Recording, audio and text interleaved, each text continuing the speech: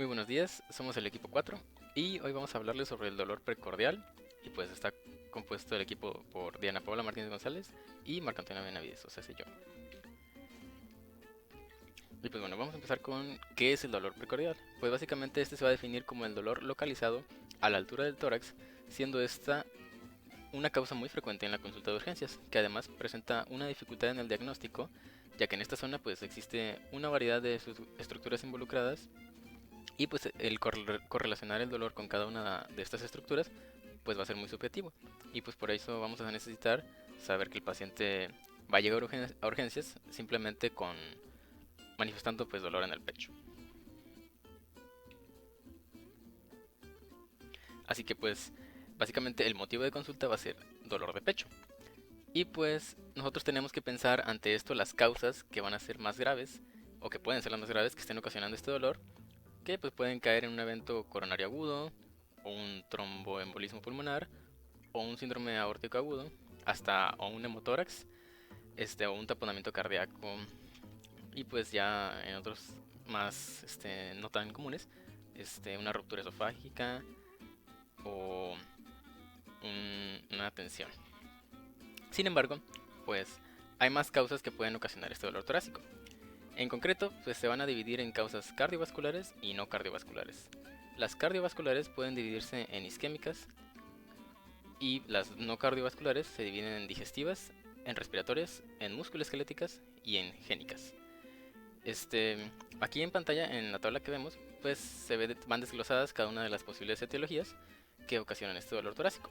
Pero es importante que a la valoración inicial tengamos que distinguir si este dolor es un riesgo vital para el paciente o no.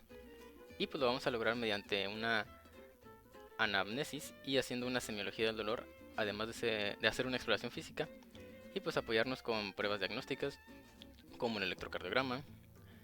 Y pues ya con esto vamos a tener una revisión de escalas en la probabilidad para saber qué manejo o qué abordaje se le va a dar al paciente.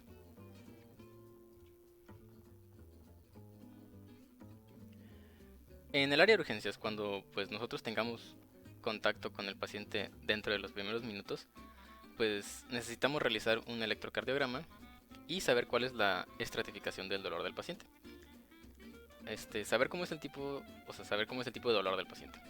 Cuándo tuvo o sea, en qué momento tuvo una aparición, con qué intensidad, si se irradia a alguna otra zona anatómica, etcétera. Con esto nosotros vamos a saber si necesita alguna intervención hemodinámica y si sí, pues lo vamos a referir hacia la atención de hemodinamia y si no, cuando tenemos pacientes que pues no son concluyentes en el diagnóstico o que necesitan el tratamiento hemodinámico dentro de los primeros minutos posteriores a su llegada al servicio de urgencias, vamos a completar primero su historia clínica y pues vamos a tomar muestras para biomarcadores. Y con esto pues vamos a saber qué es lo que puede estar pasando o si este dolor torácico es de origen cardíaco o no.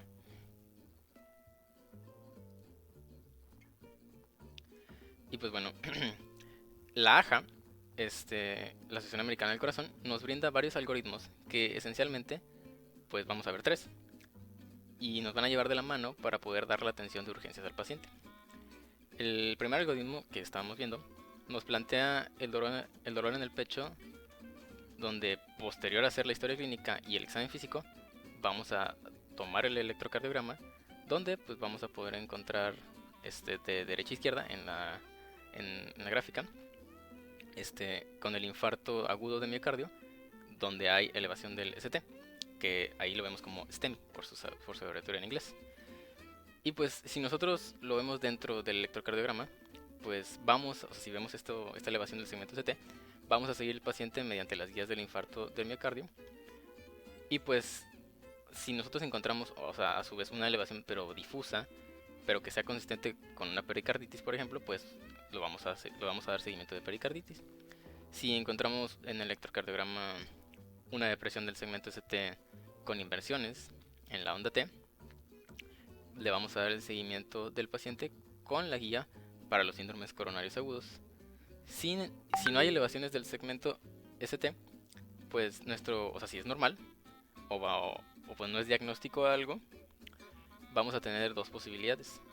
La primera es que vamos a repetir el electrocardiograma, ya que a lo mejor se tomó mal, Pero si los síntomas persisten, pues hay un cambio en los síntomas del paciente, o si tenemos troponinas positivas en los biomarcadores que tomamos, pues dentro de los primeros minutos la otra opción es que hagamos un electrocardiograma tomando la derivación B7 y B9 como referencia, ya que son las responsables del infarto agudo, del infarto posterior al miocardio. Y pues como última instancia, si encontramos arritmias nuevas, le vamos a dar a nuestro paciente el seguimiento con la guía específica para la arritmia que esté presentando.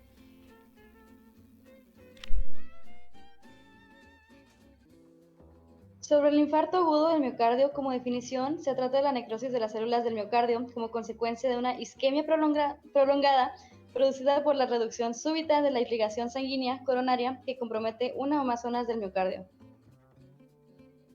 En cuanto a fisiopatología, en el caso de los síndromes coronarios agudos, tienen como causa número 1 la aterosclerosis. Sin embargo, aunque es la primera causa, no es la única y también se puede dar por artritis, traumatismo, tromboembolia, anomalías congénitas, consumo de cocaína, etc. Los síndromes coronarios agudos se van a clasificar de acuerdo con el trazo electrocardiográfico y va a haber un número en el síndrome coronario agudo sin elevación del segmento ST. Este va a ser sugestivo de un trombo no oclusivo, es decir, un trombo que no tiene el tamaño suficiente como para tapar por completo la arteria. Por otro lado está el infarto agudo de miocardio o simplemente infarto al miocardio con la elevación del segmento ST. Este mismo va a ser sugestivo de un trombo que sí es completamente oclusivo. Aquí colocamos un electrocardiograma de derivaciones donde vemos donde se señalan las flechas que no hay elevación del segmento ST, por eso aquí el síndrome coronario agudo sin elevación del segmento ST. Por otro lado, vamos a observar cómo hay un infarto agudo de miocardio con elevación del segmento ST. Aquí se pueden ver pues, las elevaciones. En cuanto a las manifestaciones, nosotros debemos saber cuáles son los signos y síntomas que nos pueden llevar a nosotros a sospechar que nuestro paciente está teniendo un infarto o ha tenido un infarto. El paciente nos va a referir que está teniendo un dolor en el pecho, el cual se puede presentar o se puede referir que está en la zona del epigastrio o en la zona interescapular. Y algo característico es que puede ser en la zona izquierda un dolor que no se va a modificar con el movimiento de la postura y el paciente además de este dolor puede presentar disnea, puede presentar frialdad como un tipo de sudoración fría que puede sentir entre un dolor opresivo y finalmente también puede presentar náuseas y vómitos.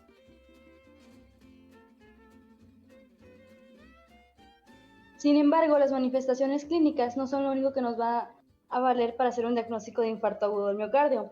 Nos vamos a valer de las grandes herramientas. La primera es un electrocardiograma de derivaciones y la segunda son los biomarcadores cardíacos. Más importantes en este caso sería la troponina T y la EI y la CKMB. Continuando con el algoritmo de manejo de urgencias, se va a realizar una evaluación en la sala de urgencias, que va a ser aproximadamente de 10 minutos. Se va a checar los signos vitales, la saturación de oxígeno, se va a establecer un acceso venoso, una historia clínica que va a estar focalizada al examen físico, se va a solicitar unos biomarcadores cardíacos, realizar una radiografía portátil y si en dado caso hay un electrocardiograma temprano por el servicio de urgencias, pues y no apareció un segmento ST, hay que repetirlo. Hay tratamientos inmediatos en la sala de urgencias, lo cual es si la saturación de oxígeno es mayor a 90, se va a administrar oxígeno a 4 litros por minuto, hay que valorar esto, se va a dar aspirina, nitroglicerina, morfina, en este caso, morfina si el malestar no cede con la nitroglicerina. Aquí se va a dar una dosis de nitroglicerina cada 3 a 5 minutos, 3 dosis máximo, entre cada dosis se va a checar la presión arterial. Pero no se va a proceder con esto porque hay ciertas contradicciones. Si existe bradicardia grave, taquicardia, hipotensión, inhibidores de la fosfodiesterasa en las últimas 24 a 48 horas o un infarto en el BD.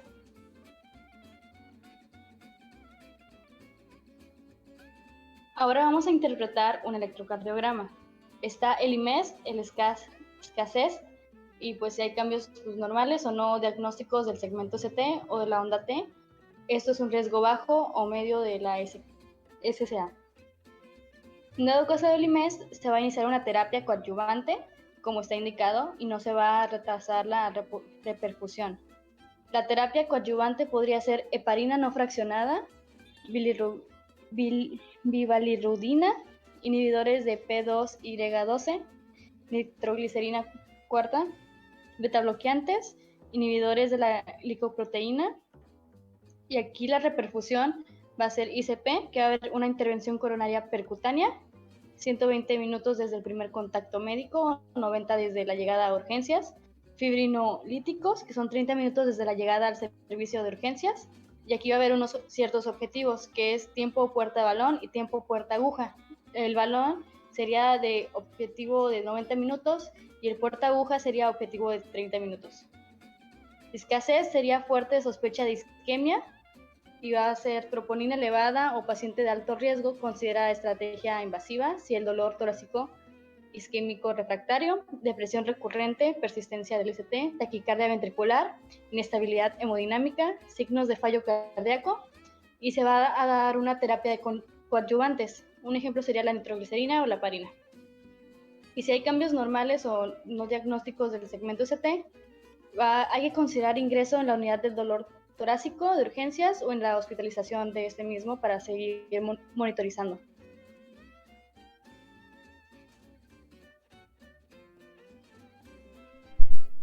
Y pues bueno, eso sería todo de nuestra parte. Y aquí están nuestras referencias. Muchas gracias.